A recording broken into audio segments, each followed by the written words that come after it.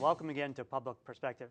Tonight we welcome back our guest and friend of this show, Mr. Ed Yohnka, who's the Director of Communications and Public Policy for the ACLU Illinois. Ed, thanks so much for being back here. Yeah, it's a pleasure to be back, Kevin. It's always good to be with you. Well, thank you. So there's an awful lot happening in Illinois that we can talk about. So let's choose one topic to get started, and we can segue to others.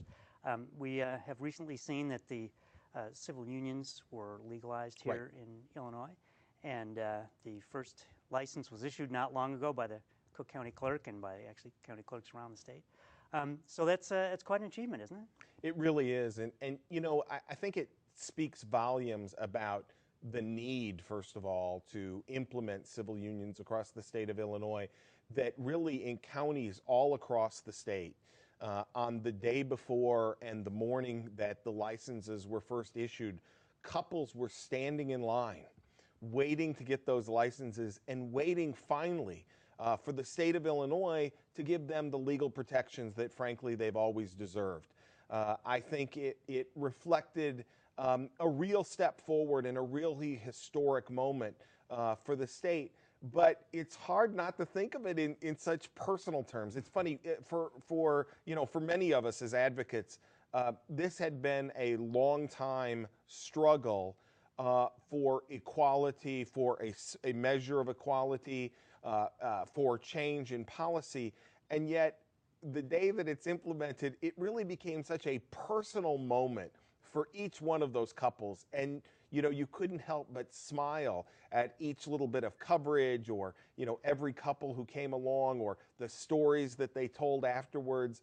You know, couples who'd been together for 30 and 40 years, and you know, committed, loving relationships, who had raised children, you know, owned businesses together, etc., and finally had these basic legal protections. It's a really important, I think, and significant moment in development for the state. Well, and one of the things that struck me, I would say I had the privilege of being at the county clerk's office on the day that the first licenses were issued. Right.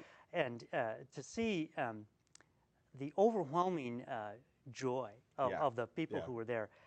There was one young couple, the two women who, I actually later I took them aside and said, you know, you guys were so excited. I thought we were going to have to throw a net over you just to keep you from bouncing off the walls. And that was really the overall mood throughout the day, that it just seemed like such a release. Right. Well, you have to think about this, Kevin. Many of these couples have been together for years. They have tried and attempted and done many measures to get legal protections, either through, you know, legal arrangements that they've made, through, you know, perhaps seeking some recognition in some other state. But, you know, for many of these folks, they were born and raised here in Illinois, and their state never recognized their love. They never recognized their relationship in the way that they do for those of us who, you know, who are married. And it was, I think, such a moment of you know, you use the word, and I think it's right, of joy, of real release, to know that finally, after all of those years and after all of that struggle, to know that they were being recognized in that way. And of course, that it's just the first step, that they're just the first ones who are going through this. There'll be hundreds of couples who will get civil unions, but you know, over the course of you know, this year. Well, I know the county clerk alone issued in the first 2 days over 200 licenses. Right. But I think one of the things that we know from talking to couples around the state is many couples have planned ceremonies and planned events throughout the summers with their families and with other loved ones, with other people who've gotten civil unions. And so, you know, there'll be a wave of this that will continue, you know, I think throughout the summer and into the fall. So and that's just the first, you know, and again, that's just the first wave. There are people, Kevin, there are people meeting today who met today at work or on a bus or on a train somewhere, who ultimately, just like people who get married, will get a civil union in Illinois. And it's really because of the work of people all across the state that they'll be able to do that. And I did notice, though, that also with the recent revelations of rapture, that the world didn't end. Civil unions happened, and really nothing came to a screeching halt as a result. I told the story earlier of talking to another advocate over the weekend and saying, you know, we had always done polling and we'd always seen polls that somewhere between about 56 to 58% of Illinoisans supported civil unions all through last year. And I said that after looking at these numbers that I got to believe that, or looking at the coverage rather, that I have to believe that we're up close to 70% now. And I believe, and I'll just say this, I think it's as we celebrate this, we also have to recognize, quite candidly, that it also reflects the fact it's still unequal. It's not marriage. And, you know, we need to continue to work towards full marriage equality, but I don't think we're that far away. Well, I think as people discover that, as you said, the world will not end. Right. Everything goes on as normal. And it turns out that despite the statements of others that this ruins marriage as we know it, to have civil unions, my wife and I did not have to get divorced on June 1st. We're still together. We still love one another. And, you know, so I think we're pretty secure. Yeah. In fact, it's interesting you point out the differences that between marriage and civil union, but they are largely restricted to things that happen at the federal level. That's right. All of the state privileges of marriage are, in fact, present in a civil union. That's correct. The way that the civil union law was drafted by the ACLU and others was to incorporate all of the legal protections, rights, and responsibilities, and it's important to remember that all of those are included, that the state of Illinois could grant. Because of the Defense of Marriage Act at the federal level, we still have, you know, the inability for couples to gain access to those benefits. But we may not be very far away from the day in which we overturn the federal DOMA and we see marriage equality, I think, really from coast to coast in the United States. Well, as you mentioned the polls, and there seems to be a growing trend that as more and more states do this, and it's recognized that there don't really seem to be any negative consequences to it, that states will start to come around, and that as the population ages, as the people with different mindsets about this get older, and as the younger people become voters, we see that kind of demographic shift, and the trend seems to be one that will accelerate. Is that correct? There actually, a pollster, I think, has appropriately said that the shift is not a gradual shift. There's been a tsunami of shift. You know, we've had about 6 months now of consecutive polls, national polls, that have shown that a majority of Americans now support same-sex marriage all across the country. And the reason that that's happening isn't just, and we all used to talk about this, it isn't simply the fact that we all used to say that the break-off was somewhere at about 60 years of age, and you know, somewhere between 50 and 60 it was muddled, but if you were under 50 you probably supported same-sex marriage by and large, and if you were over 60 you never would. What's happened is that's begun to shift. That people at all ages have really reevaluated this, in part for the very reason that you mentioned. They see it, and they see that nothing changes. The other reality is that, you know, lesbians and gay men are living, you know, much different lives than they used to. They're living very much out and very much open. They're living, you know, lives of, you know, with children and families. They're struggling with the same joys and pains that all of us do in terms of having a marriage and having a home and having children. And I think that, you know, for many people, they know someone in the neighborhood, they know someone that their children goes to school with, you know, a child has, you know, 2 fathers or 2 mothers. And all of those old, I think, biases and prejudices that people would have when somebody being gay or lesbian seemed foreign are completely broken down. And I think that's where we see the shift. It's the next door neighbor, it's my coworker, it's whomever. Right. And what's interesting is, I think, that they're also, you know, gay and lesbian couples will break up just as married people do. Absolutely. And in fact, that's one of the civil union, one of the issues with civil unions is that now, yes, if you want to dissolve that, you have to go to court just as you would to dissolve a marriage. But it's also, I think, important that doesn't, if a civil union fails, that's just part of life, like a marriage can fail. Absolutely. And by the way, I think one of the important things is that gay and lesbian couples were living together. They were creating financial entanglements. They were creating familial entanglements before the civil union law. The problem is there were no rules for what happened when they broke up, when the natural occurrences of life and human interaction happen, and those relationships dissolved. The great news is that family court judges across the state of Illinois now have a playbook for how to deal with that, and in fact, it's the very same playbook they deal with every day in opposite sex marriage. And so, you know, I think that this is going to end up being good, not only for, frankly, for same-sex couples, but frankly, it's good for the courts and good for the people of Illinois, because it creates a baseline and a means of dealing with those circumstances without taking up undue amounts of court time, without putting a burden on the state to care for someone because their partner leaves them in a lurch and isn't providing support. So there's a variety of other benefits that really will ultimately come from this, even in those unsettling and you know, disquieting situations where relationships end, as again, as you say, as they always do in human existence. That's right. Well, and here's an ironic point. You know, even though civil unions really are it's something largely pursued by gay and lesbian couples, heterosexual couples are certainly they're entitled to it, and in fact, licenses have been given out to heterosexual couples. Right. And there was one case I know from talking to the county clerk's office of two seniors, and because of the way the Social Security benefits are paid out, if they got married, they would lose certain benefits that they had, but they wanted the protection of being able to go to the hospital and help each other out. Right. So they opted for a civil union because it gave them certain rights that they needed and didn't penalize them. It's interesting. There's two types of seniors that we've seen opt for a civil union here in Illinois and across the country where they've been offered in the same way. The one is the description that you've described, where getting married would would cause them to lose certain benefits that they really can't afford to lose, especially in this economy.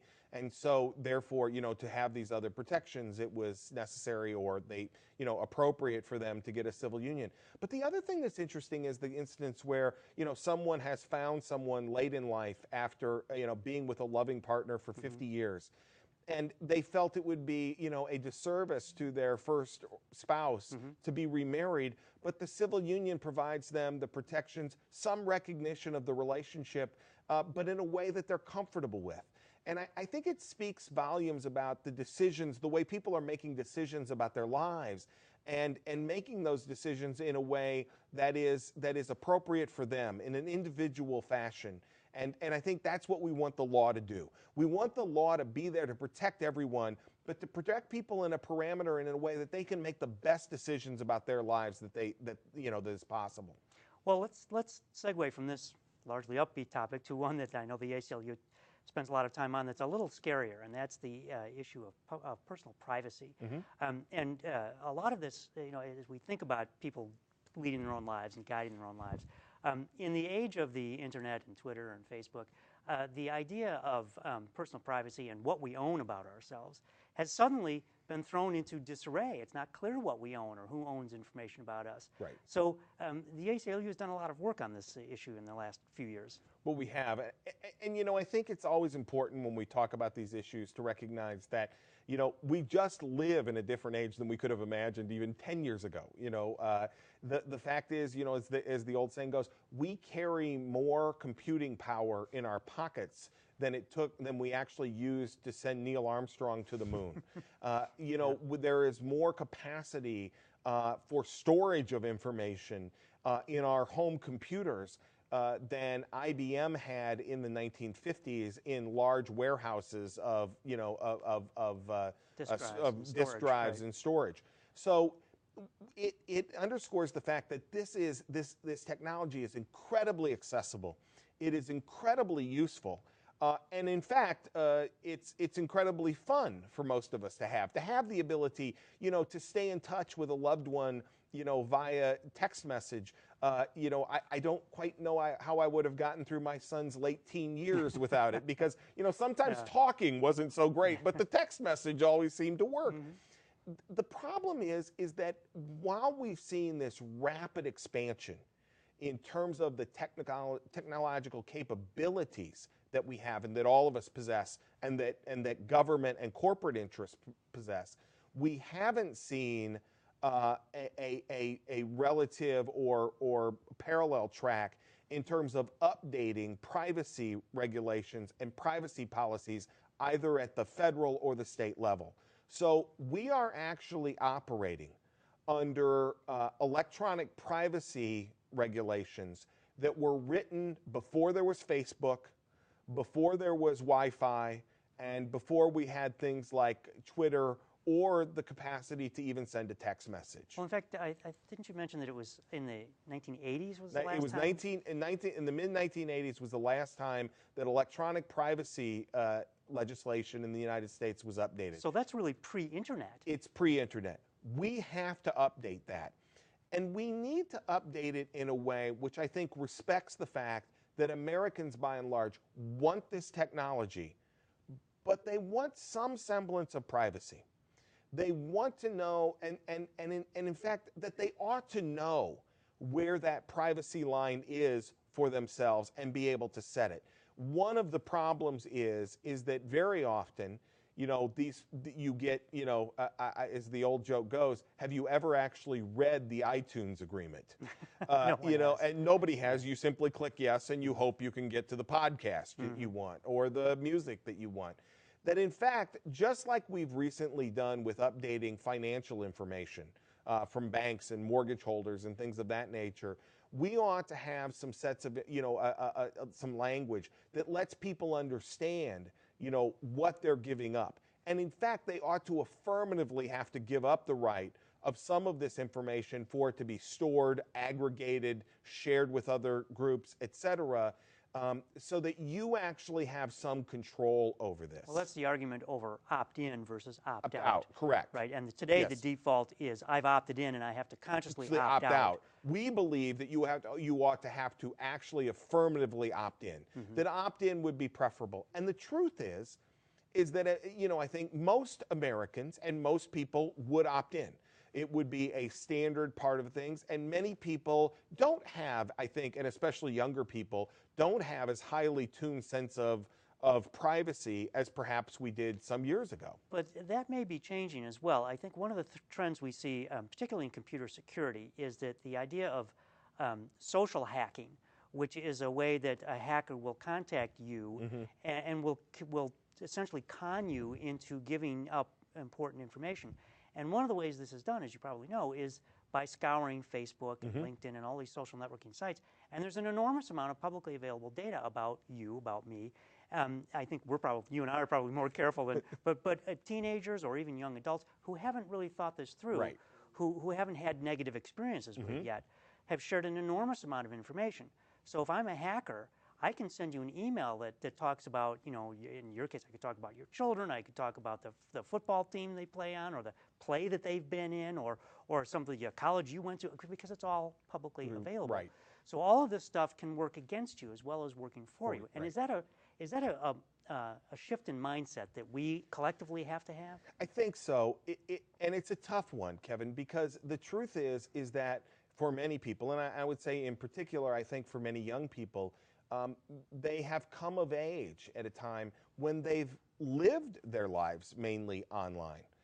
Their lives have been expressed online. Their pictures from, you know, their play, from their class trip, from their, you know, pool party on Saturday night, all have been, you know, posted on Facebook or elsewhere.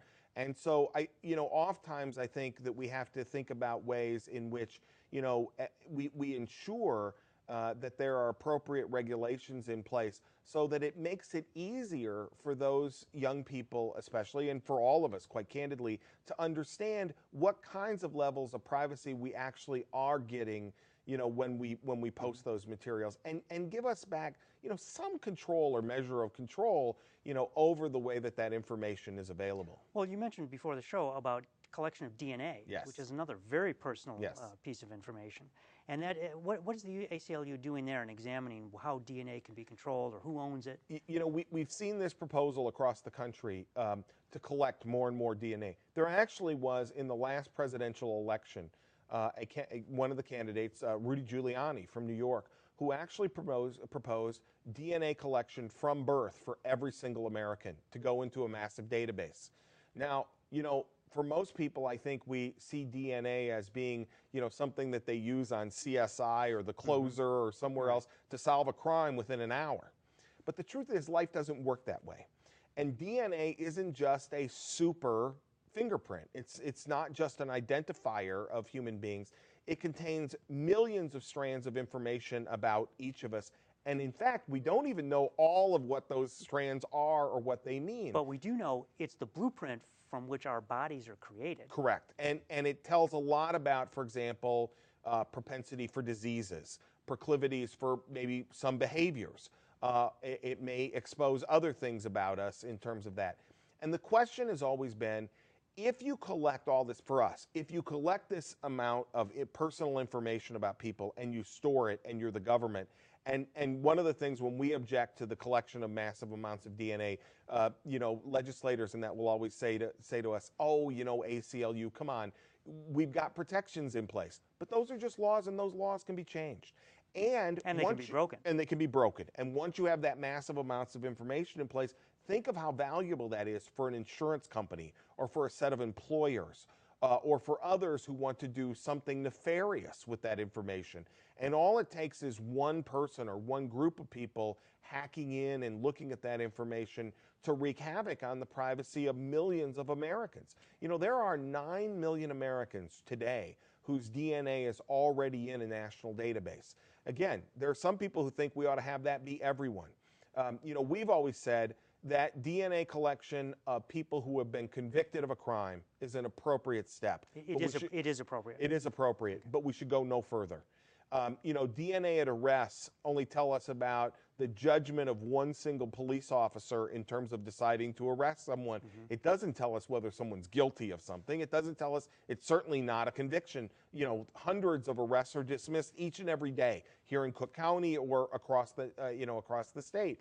And so, for us, having that, I think, is important in terms of protecting that privacy, is not to collect the information. Similarly, there's a huge effort, as you know, underway across the country to create electronic medical records. And each and every state is setting up right now the system for creating and storing those electronic medical records.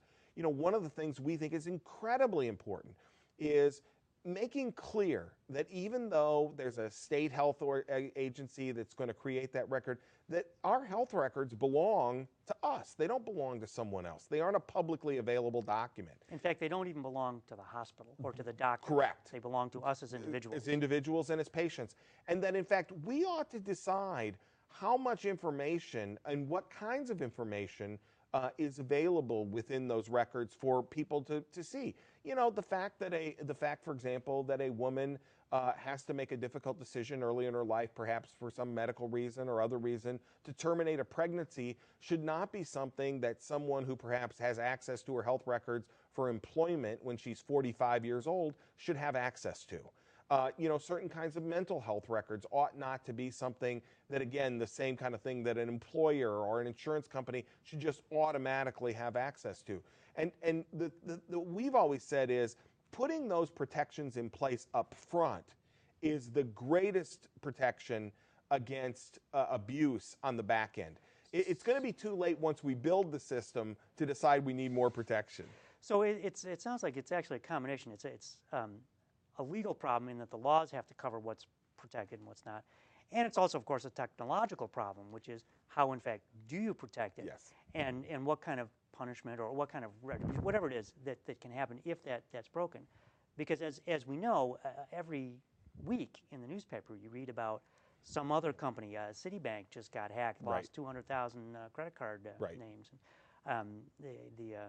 My favorite, RSA Security, who is one of the leading security companies, computer security companies, does a lot of business with the internet, themselves got hacked in March, and the information from that hack allowed the hackers then to hack into Lockheed Martin. So this is common, and in the most well-protected, think about this, the most well-protected areas, the Pentagon, RSA Security, security is their entire business. They got hacked. Lockheed, a defense contractor, they got hacked. So the idea that this can be protected electronically is a tenuous argument to make. Correct. And it's why keeping this information secure and safe is so important. You know, a few years ago in a discussion about driver's license information and what kind of information we should collect to get a driver's license in Illinois, Secretary of State White revealed that in 1 month, February, so the shortest month of the year, there were over 16,000 attempts to hack into the driver's license data of drivers in the state of Illinois. 16,000 in 28 days. 16,000 in 28 days. Yeah. Just, you know, so you understand how valuable that information is. And you're right, part of it is technological. We have to have those security systems in place. But part of it is, too, we should be very careful and we should think about how much data we have to gather and how much data we have to store about each individual. We ought not collect information if it isn't absolutely essential and absolutely necessary. So it seems, though, that it's a difficult thing to deal with, because take the healthcare records. The combination of data is what makes that system valuable. Right. That's why there's a push to do it. Right. So, and the law has always been a clumsy instrument with which to regulate technology. We know. Yes. Yes. So that intersection is a really difficult place to operate. So, I mean, what do you think about it? I mean, how can we find broad guidelines that would be workable in that situation? Well, part of it goes back to this idea that I talked about earlier about updating electronic privacy laws in the United States to, again, I think, create some workable framework. The second thing is that I think there needs to be someone who is at the table when all of these decisions are made, whose job it is to think about consumer and citizens' privacy. You know, some of the Canada, for example, in each one of their provinces has a privacy ombudsman whose job is to simply, you know, who has an office whose job is to think about all of these issues. And this is a government position. This is a government position, but whose job is to think from a broad perspective about how each and every, you know, proposal for medical records and other things affects individual privacy.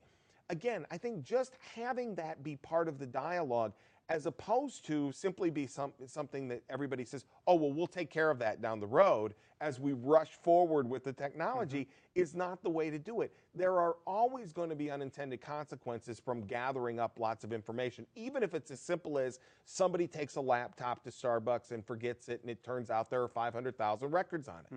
You know, I mean, those things happen. We understand that, and I think that, you know, we're all human, and life is human, and it's bound to be fraught with error.